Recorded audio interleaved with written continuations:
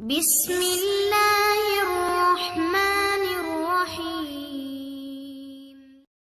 Assalamualaikum warahmatullahi wabarakatuh. Para pemirsa yang dirahmati Allah, syukur alhamdulillah yang mana kita pada kesempatan kali ini selalu diberi kesehatan dan diberi rezeki lancar, dan semoga kenikmatan-kenikmatan tadi bisa mudawamah min hadhihi sa'ah ila yaumil qiyamah. Pemirsa yang dirahmati Allah, marilah kita dengarkan bersama-sama tausiah dari Ustadz Saiful Karim. Semoga apa yang beliau sampaikan bisa bermanfaat bagi kita semua. Amin amin ya rabbal alamin. Mari kita undang Allah di dalam diri kita, dalam keheningan batin kita.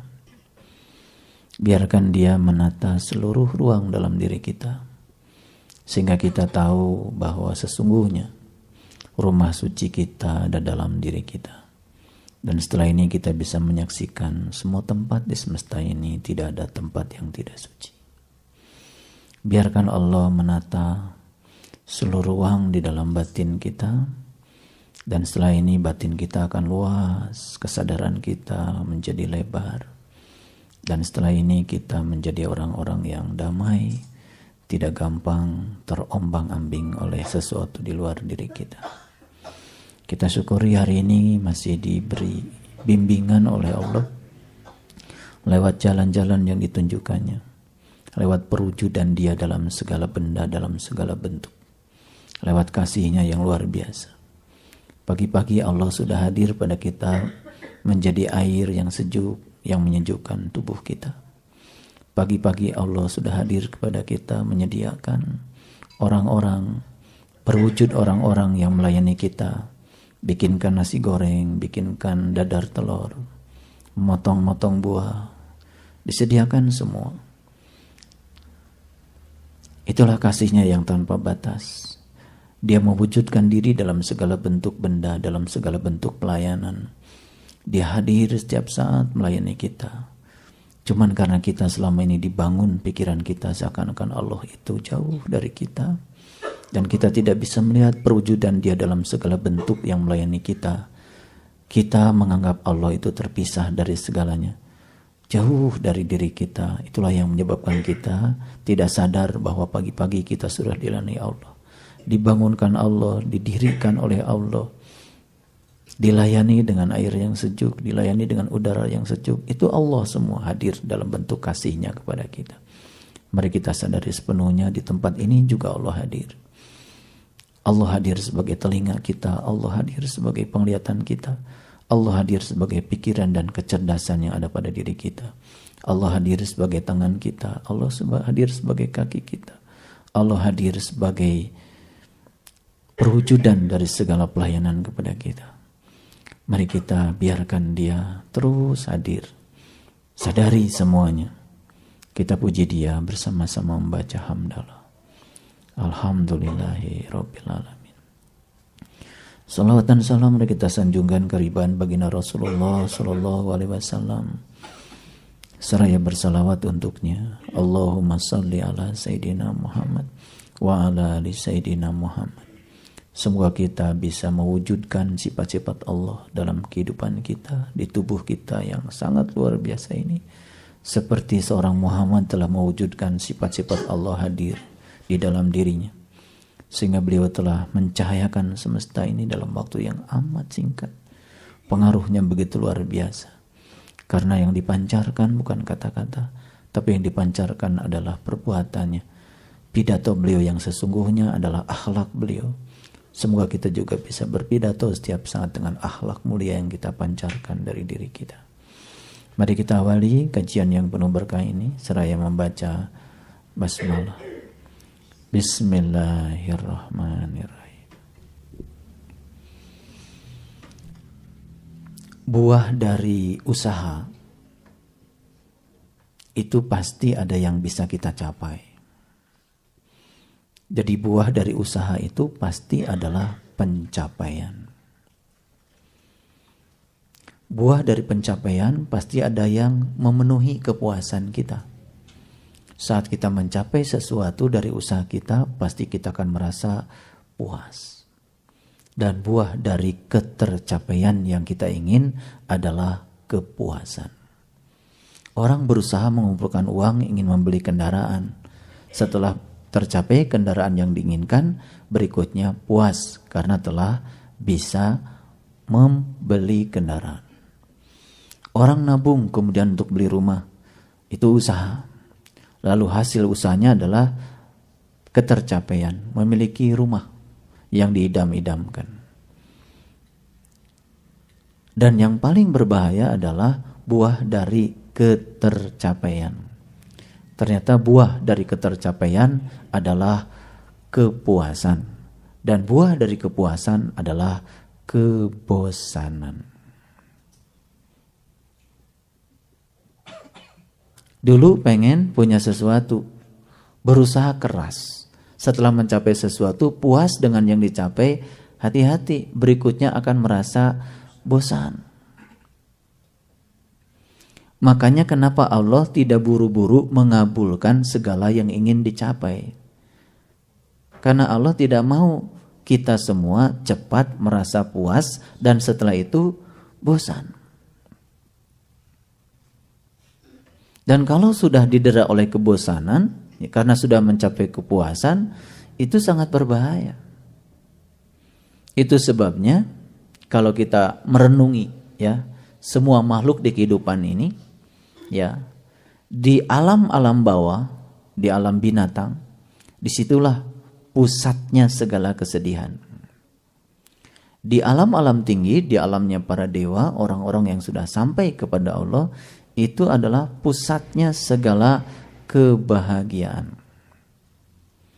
Dan di tubuh kita yang sempurna inilah sebetulnya kesedihan dan kebahagiaan itu berpadu. Itu sebabnya kesempurnaan hidup pada saat kita sedang berada di tubuh ini. Kesedihan di sini ada, kebahagiaan juga di sini ada. Mereka yang mampu mengelola kesedihan dengan kebahagiaan dengan cara yang sempurna, maka merekalah yang bisa mencapai kesempurnaan dalam hidup. Oleh karena itu beruntung hari ini kita punya jiwa sedang masih diberi izin untuk menghinggapi tubuh yang luar biasa ini. Nah, mereka yang sudah bisa menemukan kesempurnaan tubuhnya, kesempurnaan pikirannya, kesempurnaan jiwanya, merekalah orang pertama yang akan mencapai kesempurnaan di dalam hidup ini. Mungkin kita sering berontak ya sama Allah. Ya Allah, kapan ujian dan cobaan itu akan berhenti di kehidupanku? Pernah begitu? Sering ya? Sering. Jawaban Allah sederhana. Ujian dan cobaanku akan berhenti dalam kehidupanmu saat tepat ketika kamu berhenti mengeluhkan ujian dan cobaan itu. Selama kamu masih mengeluh, kata Allah, maka ujian dan cobaan itu akan terus-menerus aku hadirkan sampai kamu bisa melampauinya dan kamu berhenti mengeluh. Jadi sebetulnya ngaji dengan saya hari ini, ya, saya akan ngasih tips bagaimana caranya berhenti mengeluh. Karena menghentikan ujian dan cobaan yang paling luar biasa adalah berhenti mengeluhkan sesuatu yang dirasakan sebagai kepahitan dalam kehidupan kita. Kalau masih mengeluh, maka akan terus-menerus itu datang. Mungkin kita juga sering berkata pada Allah, ya Allah, kenapa dalam hidup saya yang engkau hadirkan itu bukan orang-orang yang sesuai dengan kriteria pikiran saya. Malah justru yang hadir adalah orang-orang yang sebaliknya dari yang saya kriteriakan di pikiran saya. Apa jawaban Allah? Jawaban Allah, kalau kamu masih tidak suka dengan sifat-sifat yang ada pada orang lain yang aku hadirkan, maka orang lain yang aku hadirkan itu berperan sebagai cermin bahwa sifat-sifat buruk yang kamu tidak sukai pada orang lain, sebetulnya sifat buruk itu juga ada dalam dirimu. Kalau begitu, buat apa orang-orang buruk dihadirkan kepada kita? Untuk menyembuhkan keburukan yang ada pada diri kita. Kapan keburukan pada diri kita sembuh? Saat setelah kita bisa menerima keburukan orang lain itu apa adanya, dan kita sudah netral, tidak ada kemarahan lagi. Sudah begitu belum? Jadi kalau kita masih marah sama orang-orang yang kita sebut tidak suka, sebetulnya ya sifat-sifat yang kita tidak sukai itu sebetulnya adalah sifat-sifatmu sendiri. Karena itu sedang menjadi cermin. Jadi kenapa Allah menghadirkan orang-orang yang tidak kita sukai dalam hidup, tidak seperti yang kita kriteriakan dengan pikiran kita? Sebetulnya itu kasih Allah yang luar biasa untuk menyembuhkan sifat-sifat buruk yang ada dalam diri kita. Cuman saat kita menolaknya, bahkan kita membencinya, kita gagal menyadari sifat-sifat buruk pada diri kita sendiri. Itu sebabnya setiap penderitaan yang dihadirkan Allah dalam kehidupan kita, di balik penderitaan itu ada tujuan kehadirannya. Kapan penderitaan yang sama itu akan berhenti? Ketika kita sudah memahami tujuan kehadirannya. Kalau kita belum memahami tujuan kehadirannya, maka dia akan dihadirkan lagi. Dihadirkan lagi. Dihadirkan lagi. Berapa kali? Bisa 1.000.000 kali kehadirannya sampai kita bisa paham tujuan kehadirannya. Paham sekarang? Ya, itulah hidup kita seperti itu. Cuman kita kan kebanyakan terlalu sibuk. Sibuk untuk merenungi semuanya. Baik, masih ingat ayat ini kemarin? Oke. Kenapa saya balik lagi ke sini? Saya ingin cerita di atas ayat ini, tapi ini adalah basicnya. Ulangi lagi. Jadi ayat ini cerita tentang Rasul berkata kepada Bani Israel. Bani Israel itu orang yang berjalan menuju Tuhan. Apakah setiap orang yang berjalan menuju Tuhan itu sampai pada Tuhan? Ternyata di ayat selanjutnya kita akan lihat nanti, ternyata terbelah dua. Ada yang sampai, ada yang tidak sampai. Siapa yang sampai, siapa yang tidak sampai, kita akan lihat nanti di lanjutan ayatnya. Sesungguhnya aku telah datang kepadamu dengan membawa sesuatu dari Tuhanmu.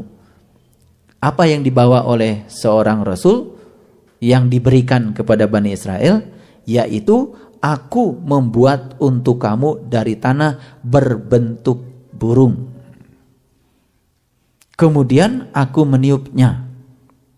Jadi setelah dibentuk burung, kemudian aku meniupnya. Maka ia menjadi seekor burung dengan seizin Allah. Jadi ini tolong dipahami, begitu seseorang diajarkan untuk menjadi burung dan kemudian ditiupnya burung itu, belum tentu dia akan fungsional sebagai burung. Ya, belum tentu fungsional sebagai burung. Sayapnya sudah bagus, tetapi belum tentu dia bisa terbang dari satu tempat ke tempat yang dia tuju. Nah, saya akan bicara khusus untuk mereka yang sukses, ya, sukses menjadikan burungnya fungsional sebagai burung. Maka yang sukses ini pertama akan sembuh dari kebutaan mata kolbunya. Yang kedua, dia akan sembuh dari penyakit kulit. Yang ketiga, dia akan bangun dari kematiannya dengan seizin Allah. Kemudian aku kabarkan kepadamu ya tentang apa yang boleh kamu makan dan boleh kamu simpan. Ya, saya berbicara makan kemarin dalam 3 dimensi. Dimensi fisik, yang dimakan adalah makanan. Sehalal-halalnya makanan, tetap saja yang boleh kita makan adalah yang dibutuhkan oleh tubuh kita. Dimensi makanan yang kedua adalah dimensi pikiran. Ya, tidak boleh semua hal disantap oleh pikiran kita, karena apa yang kita makan itu menentukan fungsionalnya kita sebagai burung. Dan yang ketiga tentu saja yang disantap oleh jiwa kita. Ini ulangan yang kemarin. Kemudian di sini kata-kata yang berikutnya, sesungguhnya pada yang demikian itu terdapat suatu tanda bagimu kalau kamu sungguh-sungguh sebagai orang yang beriman. Jadi kalau menurut ayat ini, syarat untuk menjadi orang yang beriman sungguh-sungguh tentu saja ditandai dengan 3 ciri yang dilahirkan oleh dia. Sembuh dari penyakit buta mata kalbu. Yang kedua, sembuh dari penyakit kulit. Yang ketiga, sembuh dari kekakuan. Kekakuan adalah tanda kematian, berarti dia sudah mulai hidup. Nah, kita baca ayat selanjutnya, ayat yang ke-51 kajian kita hari ini. Di sini Allah menyatakan, ya, innallaha rabbi wa rabbukum fa'buduhu hada siratum mustaqim. Sesungguhnya Allah Tuhanku dan Tuhanmu. Ayo. Sesungguhnya Allah Tuhanku dan Tuhanmu. Ini harus diulang-ulang. Sesungguhnya Allah Tuhanku dan Tuhanmu. Jadi kalau kita sedang di rumah bersama suami, bersama anak-anak, juga perlu diulang-ulang. Sesungguhnya Allah adalah Tuhanku dan Tuhanmu. Kalau ketemu dengan teman di tempat arisan, sesungguhnya Allah Tuhanku dan Tuhanmu. Ketika bertemu dengan siapapun, dengan pengemis, dengan siapapun, sesungguhnya Allah Tuhanku dan Tuhanmu. Kalau ini diulang-ulang akan membangun sebuah kesadaran pada diri kita bahwa yang kita temui sebetulnya hakikatnya adalah Allah. Nah, yang luar biasa dari ayat ini, fa'buduhu, maka sembahlah dia. Jadi sudah saatnya kita berhenti untuk memperdebatkan nama yang kita berikan pada Tuhan yang sama. Sudah saat kita berhenti untuk memberikan atribut kepada Tuhan yang kita beri atribut oleh kita, karena sesungguhnya Dia Tuhanku dan Tuhanmu. Hada siratul mustaqim, inilah jalan yang lurus. Jadi definisi siratul mustaqim tahap awal saat dulu pengajian sudah saya sampaikan, siratul mustaqim versi surat Al-Fatihah adalah jalannya orang-orang yang telah diberi nikmat. Versi selanjutnya dari siratul mustaqim adalah inilah jalan yang lurus. Ada, mana jalan yang lurus itu? Jalan yang lurus itu adalah jalan yang sudah dibicarakan di ayat yang ke-49 tadi. Paham? Jadi makanya saya bahas ayat 49 karena akan ditegaskan di ayat yang ke-51 itu bahwa jalan yang lurus itu perwujudan nyatanya adalah tubuh kita sendiri saat tubuh kita dibentuk menjadi burung, lalu fungsional sebagai burung, lalu bisa membebaskan kebutaan mata kalbu, bisa menyembuhkan penyakit kulit, dan bisa membangunkan kematian kita. itu perwujudan jalan yang lurus yang selanjutnya dari penjelasan yang sebelumnya. Baik, kalau gitu kita tarik kesimpulan sebelum saya jauh menjelaskan ini. Jadi jalan yang lurus itu sebetulnya adalah tubuh kita sendiri. Oleh karena itu orang tua kita sudah ngasih simboliknya bahwa jalan Shiratal Mustaqim itu adalah rambut dibelah 7. Para nabi Ibrahim juga memberikan Shiratal Mustaqim itu adalah sapi untuk 7. Ya. Upacara haji menjelaskan pada kita Shiratal Mustaqim itulah yang diulang-ulang yang 7. 7 kali tawaf, 7 kali sa'i, ya. 7 kali batu untuk melempar jumlah. Itulah Shiratal Mustaqim. Perwujudan nyatanya adalah saat di mana ya makhluk yang dibuat dari tanah ini dibentuk menjadi seekor burung saat Bani Israel bertemu dengan seorang rasul. Jelas?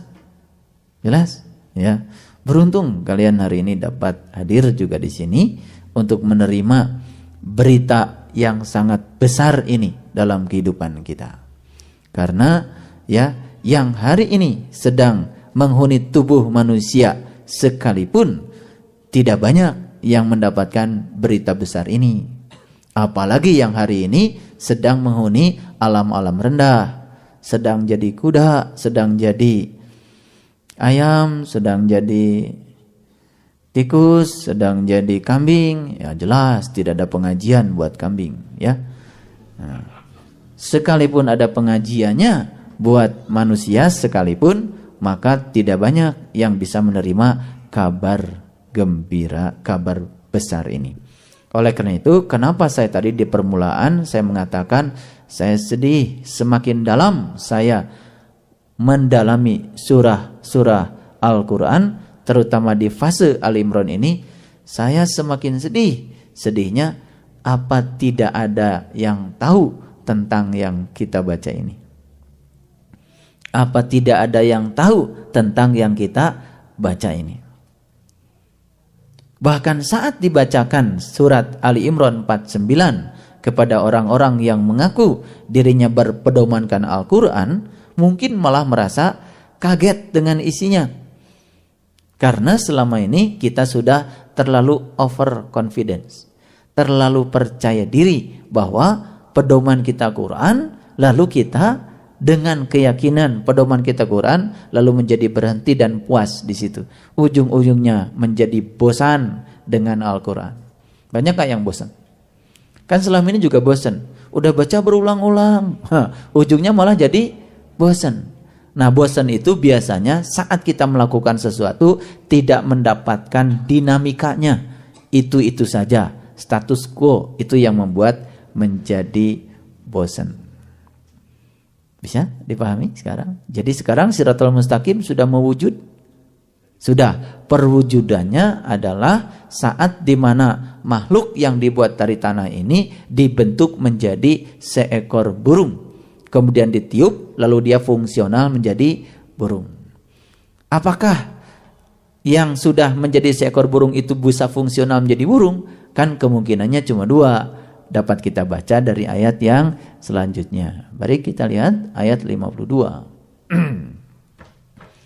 Di sini dikatakan falamma ahassa Isa minhumul kufra qala man ansari ilallah qala al hawariyuna nahnu ansarullah amanna billah wa ashhad bi anna muslimun. Perhatikan kalimat yang terakhir ini.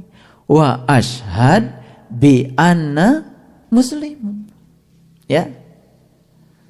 Wa ashhad bi anna muslimun, dan aku bersaksi bahwa aku adalah orang-orang yang berserah diri. Kapan kita itu ya bisa menyaksikan diri kita yang sedang berserah diri? Kalau lagi gini, tidak bisa kita berserah diri. Proses berserah diri itu pada saat kita sudah bisa melepaskan semua kemelekatan pada apapun, termasuk kemelekatan kita kepada spiritual kita. Termasuk kemelekatan kita pada keyakinan-keyakinan kita. Kosong berada di alam kesunyatan di situ. Pada saat kita bisa fana dari segalanya, yang nampak cuma satu, wajahnya. Itulah yang disebut dengan fase Islam yang sebenarnya. Islam itu sebabnya bukan sekedar nama agama, tapi Islam adalah kondisi pasrah total pada Allah pada saat dimana kita sedang mengalami kondisi mati tetapi selagi hidup. Nah, itu sebabnya orang mati ciri utamanya adalah pasrah. Mau dikasih sabun apa, mau dikuburnya di mana, mau dimandikan pakai air apa, yang mandikannya juga siapa, sudah tidak ada penolakan lagi. Saat dimana kita sudah tidak ada penolakan lagi kepada Allah, saat itulah kita akan menyaksikan diri kita yang sedang pasrah. Jadi sebutnya kepasrahan itu adalah proses menyaksikan.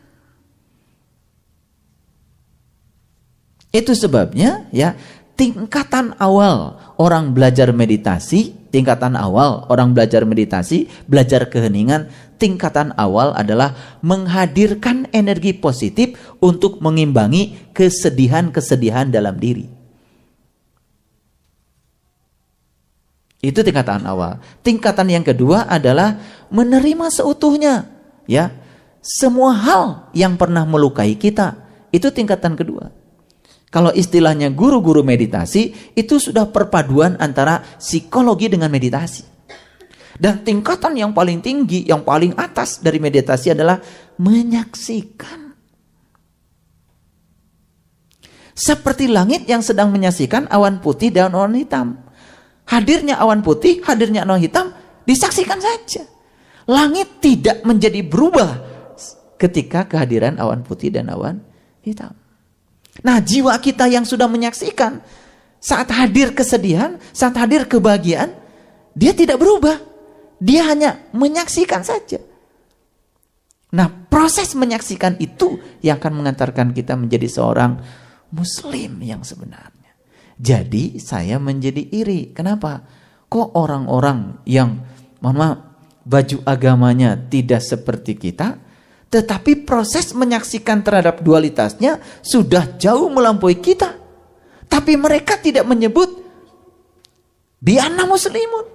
Padahal mereka sebenarnya orang-orang yang sudah mencapai tingkatan muslim yang sebenar-benarnya muslim. Kita baru sibuk memberi atribut pada diri kita siapa. Mereka sudah melampaui atribut itu dan mereka sudah menjadi siapa. Kita baru ingin memiliki, mereka sudah menjadi. Jadi kita itu baru ingin memiliki sifat itu, mereka sudah menjadi. Karena jalan-jalan yang ditempuh, ya, jalan-jalan ditempuh adalah jalan-jalan yang ditempuh dengan kesadaran penuh. Nah, kita masih sibuk kan dengan keluhan dalam hidup. Ya, sementara orang lain sudah melampaui keluhan, bahkan mereka sudah bisa menerima seutuhnya. Makanya penderitaan pun menjadi terhenti. Kenapa? Karena sudah dihentikan oleh pemahaman terhadap tujuan dari hadirnya sebuah penderitaan itu. Nah, ini sebetulnya yang mahal, yang kita tidak pernah sadari. Sehingga perlahan tapi pasti setelah kita paham, ternyata semua hal harus kita terima dengan seutuhnya sebagai bagian dari proses penyembuhan jiwa kita.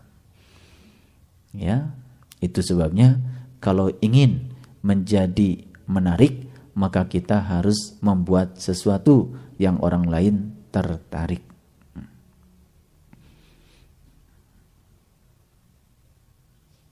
Burung merak kalau pengen ditaksir sama lawan jenisnya, pasti dia akan membuat badannya menjadi menarik sehingga orang lain menjadi tertarik. Nah, kita ini ingin orang lain tertarik, tetapi tidak membuat suasana kita membuat orang lain jadi tertarik. Bagaimana orang tertarik kalau tidak menarik? Kamu kenapa sih menjauh terus dari saya? Yang ditanya orang. Bukan ditanya dirinya. Kenapa diri saya menjadi tidak menarik bagi orang lain? Mengapa omongan saya tidak menarik bagi telinga orang lain? Mengapa dandanan saya tidak menarik bagi mata orang lain? Mengapa jiwa saya kok tidak menarik bagi jiwa-jiwa orang lain?